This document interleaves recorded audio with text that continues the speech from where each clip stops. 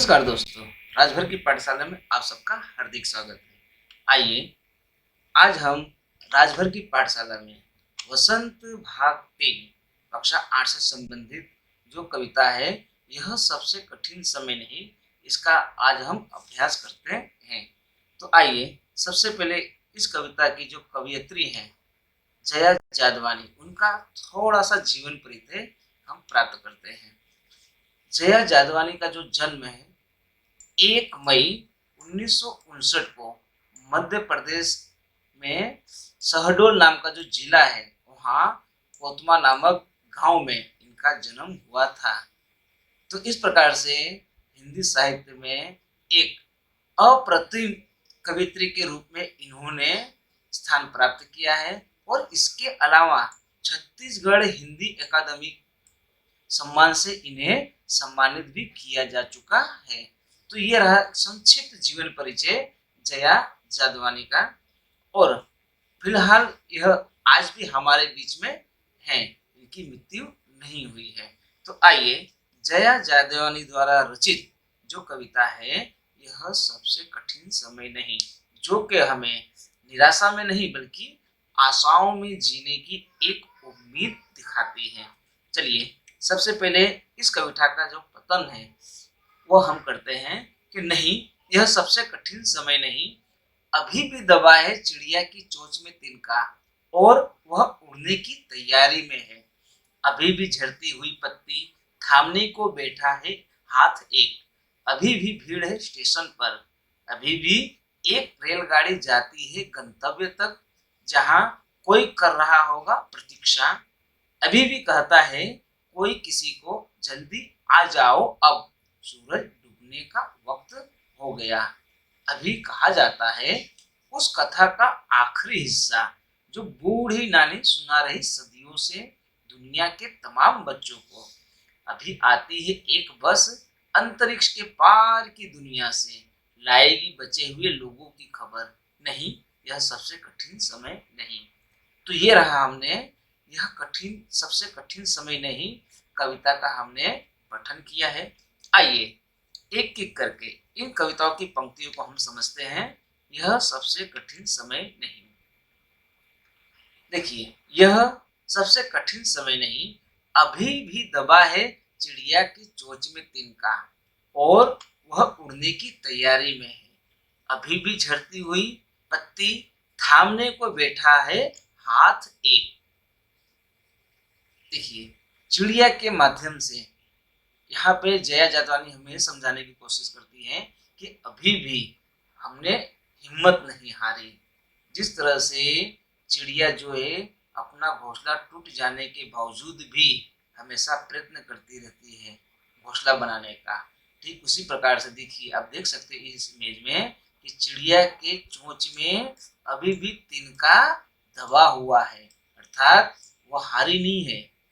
घोंसला टूट जाने के बावजूद भी फिर से वह अपने घोंसले का निर्माण कर रही है और वही चिड़िया उड़ने की तैयारी में है। आप देख सकते हो एक घोंसला बनाना और वापस से उड़ने की तैयारी में वह चिड़िया नजर आ रही है। अभी भी झड़ती हुई पत्ती थामने को बैठा है एक हाथ। देखो, पत्तियां झड़ रही हैं, तो झड़ती हुई पत्तियों को थामने के लिए हाथ एक तैयार है।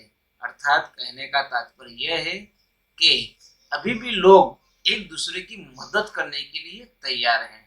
तो इस प्रकार से इन पंक्तियों में कवयित्री जया जादवानी ने यह समझाने की कोशिश की है कि जीवन में कभी हमें निराश नहीं होना चाहिए, क्योंकि यह अभी हमारे लिए कठिन समय नहीं है। अभी भी लोग एक दूसरे की मदद करने के लिए तैयार हैं।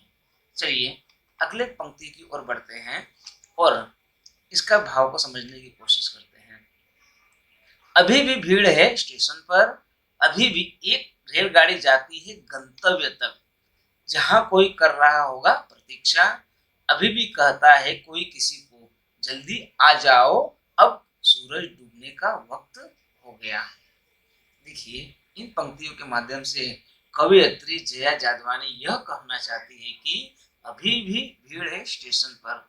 तो आप देख सकते हो रेलवे स्टेशन पर अभी भी भीड़ है और अभी भी एक रेलगाड़ी जाती है गंतव्य तक।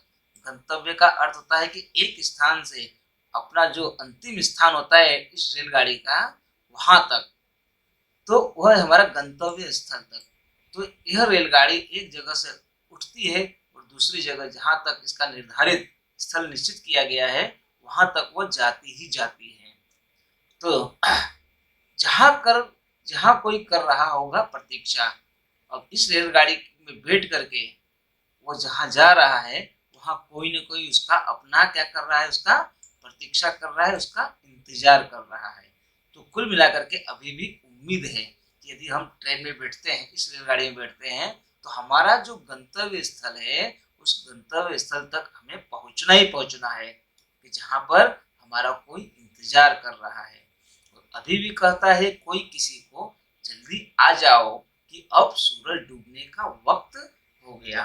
तो आप देख सकते हो कि अभी भी लोग एक दूसरे को कहते हैं कि चलो समय हो चुका है, आप अपने निवास स्थान अथवा अपने घर की ओर आ जाओ। क्यों? क्योंकि सूरज डूबने का वक्त हो चुका है। तो सूरज भी अपने समय के अनुसार डूबता है। ठीक उसी प्रकार से यहाँ कवयित्री जया जादवानी भी हमें निराशा न होने का संकेत करती है कि अभी हम निराश नहीं हो सकते, अभी ये मुश्किल का समय नहीं है। चलिए अगले पंक्तियों की ओर बढ़ते हैं और उन पंक्तियों को समझने की कोशिश करते हैं। अभी कहा जाता है उस कथा का आखिरी हिस्सा जो बूढ़ी नानी सुना रही सदियों से दुनिया के तमाम बच्चों को। अभी आती ही एक बस अंतरिक्ष के पार की दुनिया से लाएगी बचे हुए लोगों की खबर।